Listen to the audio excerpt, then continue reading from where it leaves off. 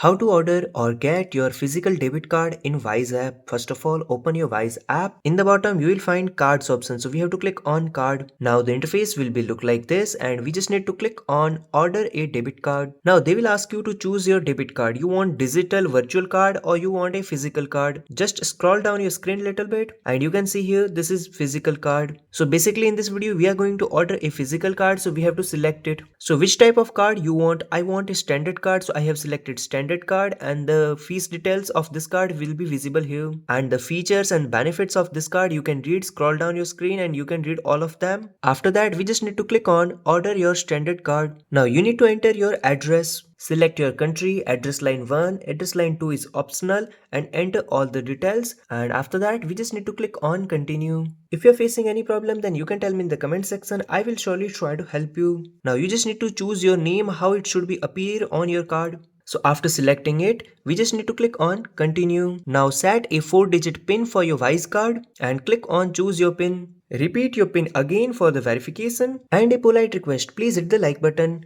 Now we just need to review our order. Name of the card mentioned here, your pin and the deliver address.